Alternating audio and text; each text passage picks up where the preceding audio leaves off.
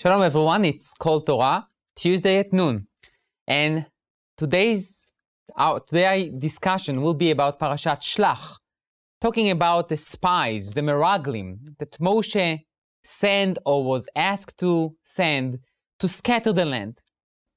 And today I would like to talk about the connection between the beginning of the Parsha and the end of the Parsha, and to try to give us an interesting insight within the interconnection in the Parsha.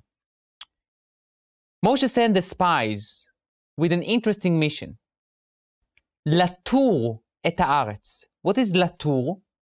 Latur is from the word tayar, tourist.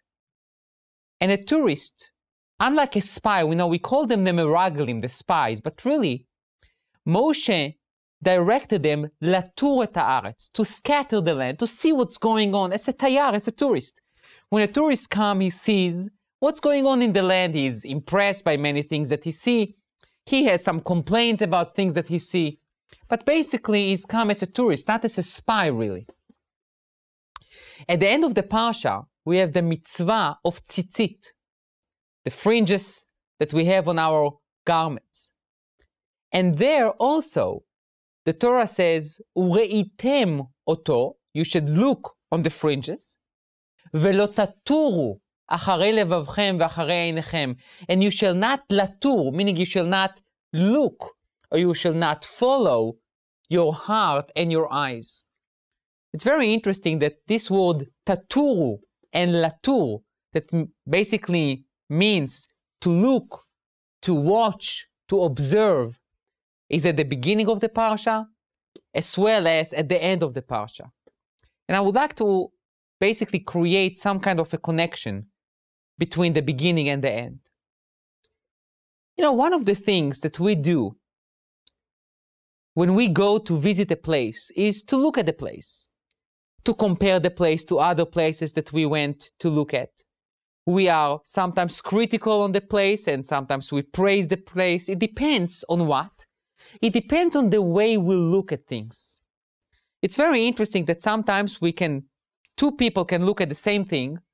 One comes with an unbelievable positive impression, when the other one looks at that and says, that was a horrible thing. How can we explain it? Very simple. It depends, A, from where are we coming from, B, what we would like to accomplish with our observation, and the third is, what is the message that we would like to send? When the spies, the meraglim, took the mission statement that Moshe gave them, just to latur et haaretz, to scatter the land, they took it one notch higher than they were needed to. They took their mission statement not just as tourists. We are spies, we are meraglim. We really need to be very critical. And we need to look through a prism that is very negative. And not only that, we also need to give interpretation to what we saw. That was not their mission statement. A tourist does not give interpretations. He gives a report.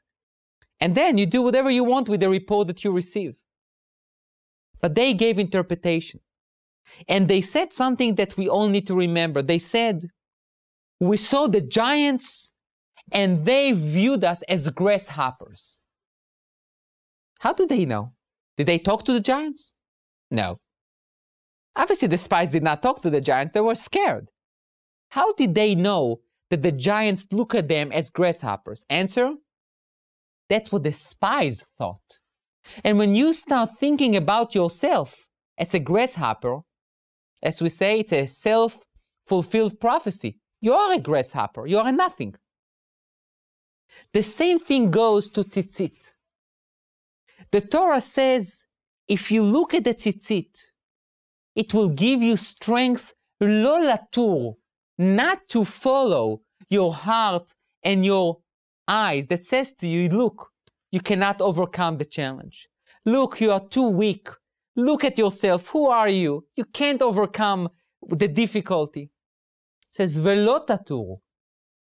How can you get that strength of not to follow your desires and your heart that tells you you can't overcome a challenge? By ureitem, by a positive look on things, by a strong look at things. Part of our problem as a society is that we look at things and we are very, very easy to judge them, very, very easy to jump into conclusions that we can't do it, that we cannot overcome something. We are too weak. We don't have the power, the strength, the energy. That's not a Jewish view. Abraham, when he went with Isaac to sacrifice him or to put him on the altar, it says, Vayisa Avraham et einav, and Avraham lifted his eyes and he saw the place. Later on, he saw the ram in the bushes. The ram was not there, he had to look for it. Our forefathers always looked beyond the reality that they saw. They always had the positive look on things that are not there yet. You can't live your life only with what you see in front of you, because it will be very depressing, very depressing. If we look at what's going on in our society, it's terrible. You know me, I'm not such a sports fan. But how many articles did you read about the Thunders, the Oklahoma City? They were behind 2-0. And everyone eulogized them. Everyone says, oh, they are not going to be good. It ended with 4-2 to Oklahoma City. We were too easy to judge. And I'm telling you the truth, I have no idea who are the players on the Oklahoma City or San Antonio. But nevertheless, I will tell you one thing for sure. It's over when it's really over. Don't prejudge. Don't lose faith. We can do it.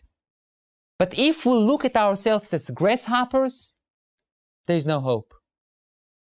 Think about yourself as someone who has the strength, as someone who can look at reality with big 2 eyes and say, I can overcome it. And if we have it, we will say like what Caleb said, Alo na'ale, we can go and ascend, ki yachol nuchala, because we can do it. Thank you.